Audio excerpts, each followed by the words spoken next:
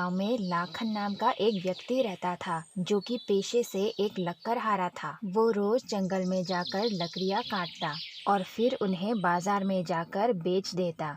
लकड़ियां बेचने के बाद उसे जो भी पैसा मिलता वो उन पैसों से अपने और अपनी पत्नी के लिए राशन खरीद लेता।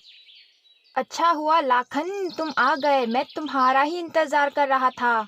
क्यों मालिक, क्या हुआ? कोई काम था? हाँ, तुम्हारे लिए बहुत जरूरी काम है। मुझे फर्नीचर बनाने का ऑर्डर मिला है। मुझे एक बड़े से और ताजे पेड़ की लकड़ी की जरूरत है। मैं तुम्हें उन लकड़ियों की कीमत 2000 रुपए दूंगा। तुम 2-3 दिन के अंदर जैसे तैसे करके लकड़ियाँ जमा करके लेके आना। 2000 रुपए? ठीक है मालिक, मैं ले आऊंगा। लाखन ने अपनी कमाई ली और फिर किराने की दुकान से राशन खरीदने के बाद अपने घर की ओर चल दिया। वहीं दूसरी ओर लाखन की पत्नी सीमा भी होटल में बर्तन धोने का काम करती ताकि कुछ पैसे कमा सके घर चलाने के लिए। जल्दी जल्दी हाथ चलाओ सीमा, बहुत सारे ग्राहक आए हुए हैं, बर्तन की कमी हो रही है। ठीक है मेम साहब, मैं जल्दी जल्दी साफ कर देती हूँ। सीमा अपना काम खत्म करने के बाद अपने काम की कीमत लेने गई। कल तुम जल्दी आना, होटल में आजकल बहुत ग्राहक बढ़ गए हैं, इसलिए काम भी ज्यादा हो गया है। ठीक है मेम साहब, मैं आ जाऊंगी। ठीक है, अब तुम घर जाओ। सीमा घर लौटते वक्त बाजार को होते हुए जाती और फिर चावल खरीदने के बाद ही घर की ओर चलती। भाई साहब, 10 रुपए की चावल देना। ये लीजिए बहन जी, आपके चावल। चावल खरीदने के बाद सीमा अपने घर की ओर चल देती और फिर घर पहुंचते ही वो खाना बनाने लगती। अरे सीमा, सुनती हो? आज मेरे मालिक को फर्नीचर बनाने का ऑर्डर मिला है। लकड़ियाँ काट के लाने को उन्होंने मुझे कहा है और उन लकड़ियों के बदले वो मुझे पूरे 2000 रुपए देंगे। ये तो बहुत अच्छी बात है जी, आपको मालिक बहुत अच्छा दाम दे रहे हैं। हाँ, मुझे तुम्हें होटल में बर्तन धोता देख बिल्कुल अच्छा नहीं लगता सीमा। बस एक बार मुझे इस ऑर्डर को पूरा करने के लिए 2000 रुपए मिल जाए, फिर तुम्हें होटल में दोबारा काम करने जाने की कोई ज़रूरत नहीं सीमा।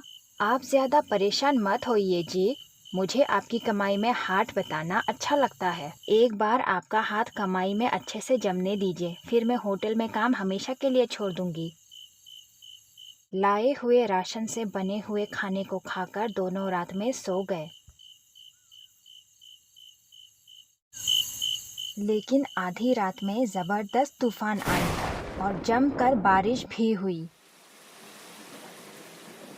जो कि सुबह तक भी नहीं रुकी। लाखन और सीमा परेशान हो गए क्योंकि उनके घर में राशन सिर्फ एक ही वक्त का रह गया था और उन्हें राशन जमा करने के लिए बाहर काम पे जाना जरूरी था। पता नहीं इस बारिश को भी आज ही क्यों होना था।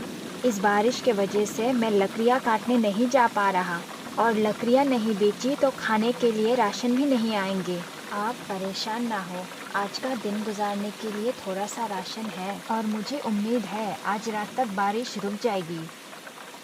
दोनों ने बचे हुए राशन से खाना खाया, लेकिन रात तक भी बारिश नहीं रुकी। मूसलाधार बारिश चलती ही रही और अगली सुबह लाखन और चिंता में पड़ गया बारिश को देखकर। आज तो हमारे पास खाने के लिए भी कुछ नहीं बचा, हमें जैसे तैसे पानी से ही काम चलाना पड़ेगा। मुझे माफ कर दो सीमा, इस बरसात के कारण तुम्हें आज भूखा ही रहना पड़ेगा। मैं लकड़ियाँ भी काटने नहीं जा सकता। दोनों काफी परेशान हो गए और पानी पीकर ही सो गए। अगली सुबह बारिश रुक गई। आज बड़ी अच्छी धूप खिली है जी, आज आप लकड़ियाँ काटने जा सकते हैं। मैं भी होटल चली जाती हूँ। ठीक है, आज मैं मालिक का ऑर्डर पूरा करने की कोशिश करूँगा। सीमा होटल के लिए चल दी और लाखन भी जंगल की ओर चलने लगा। लाखन एक बड़े से पेड़ की तलाश में जंगल के अंदर चलता ही गया और फिर एक जगह रुककर अपने चारों ओर एक बड़े से पेड़ को ढूंढने लगा जिससे वो मालिक का ऑर्डर पूरा कर सके। ढूंढने के बाद लाखन को एक बड़ा सा पेड़ दिख गया। उसने उसे ही काटने का सोचा। ये पेड़ बहुत बड़ा है और मजबूत भी, यही ठीक रहेगा, इसे ही काट देता हूँ। लाखन बड़े ही खुशी से उस पेड़ को काटने के लिए आगे बढ़ गया। अब मैं जल्दी जल्दी से लकड़ियाँ काटना शुरू कर देता हूँ और मालिक का ऑर्डर पूरा कर देता हूँ। मुझे मत काटो, मुझे दर्द हो रहा है। और जैसे ही उसने पेड़ को काटना शुरू किया, पेड़ से आवाज आई। ये मैं क्या सुन रहा हूँ? क्या अभी अभी पेड़ ने कुछ कहा? नहीं नहीं नहीं नहीं नहीं, ये कैसे हो सकता है? पेड़ कैसे कुछ बोल सकता है? लगता है कल भूखे रहने के कारण मेरे कान बज रहे हैं। लाखन ने फिर से पेड़ को काटना शुरू कर दिया। मत काटो मुझे। अरे बाप रे, ये मैं क्या सुन रहा हूँ? क्या सच में ये पेड़ कुछ बोल रही है? लाखन को अपने कानों पर विश्वास नहीं हुआ और वो अपने चारों तरफ देखने लगा। हाँ लाखन, मैंने ही बोला अभी अभी। एक बोलता हुआ वृक्ष, क्या तुम सच में बोल रही हो? हाँ, मैं बोल रही हूँ। सिर्फ मैं नहीं बल्कि सभी वृक्ष बोलती है जब उन्हें काटा जाता है। सुनाई सिर्फ दयालु इंसान को देता है। पर मैंने कैसे सुना? मैं तो दयालु नहीं हूँ। मैंने तो हमेशा ही वृक्षों को काटा है अपने लाभ के लिए। तुम दयालु हो लाखन, तभी तुमने मेरी आवाज सुनी। तुम वृक्षों को काटते जरूर हो, जिंदा रहने के लिए, ना कि आरामदायक सुख सुविधा की प्राप्ति के लिए। मुझे माफ कर दो वृक्ष, मैं आइंदा से कभी वृक्षों को अब नहीं काटूंगा। मैं कुछ और काम कर लूंगा, लेकिन वृक्षों को मैं दोबारा कभी नहीं काटूंगा। कोई बात नहीं लाखन, गलतियाँ किसी से भी हो सकती है। तुम मेरे टहनियों में से एक डाली लेके जाओ और उसे अपने घर के आंगन में लगाना। ये डालियाँ तुम्हें हर रोज ढेर सारी लकड़ियाँ देंगी, फल देंगी। तुम्हें दोबारा कभी वृक्षों को काटने की जरूरत नहीं पड़ेगी। ये कोई ऐसी वैसी डाली नहीं, बल्कि ये एक जादुई डाली है। तुम्हारा शुक्रिया वृक्ष, तुम कितनी दयालु हो। मैं तुम्हें काटने वाला था, फिर भी तुमने मुझे ये जादुई डालियाँ दी। मुझे समझ नहीं आ रहा मैं कैसे तुम्हारा शुक्रिया करूं। शुक्रिया की कोई आवश्यकता नहीं लाखन। प्रकृति का धर्म है मानव जाति की रक्षा करना। भले ही मानव जाति हमें हानि भी पहुंचाए, हमें तब भी उनकी रक्षा हमेशा करनी है। अब तुम घर जाओ और इस डाली को आंगन में लगाने के बाद इसका अच्छे से ख्याल रखना। लाखन ने डाली तोड़ ली और प्रकृति का शुक्रिया अदा किया और डालियों को लेने के बाद वो खुशी खुशी अपने घर लौटा।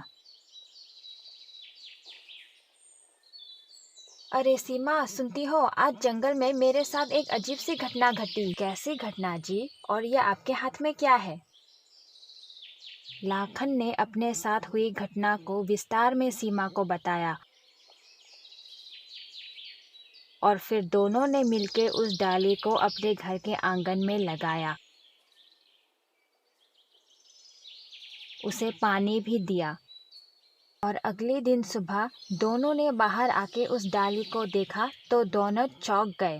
डाली अब बड़ी हो चुकी थी। वो एक बड़े से पेड़ में बदल चुकी थी जिसमें बहुत सारा फल लगा हुआ था और उसी के पास ढेर सारी लकड़ियाँ भी। इस नज़ारे को देखकर दोनों काफ़ी खुश हुए और पेड़ के आभारी रहे। सीमा ने भी होटल में काम छोड़ने का फैसला ले लिया और लाखन ने जादुई वृक्ष के दिए हुए लकड़ियों को जाकर सेठ को बेच दिया। और इस तरह लाखन की कहानी का अंत हुआ।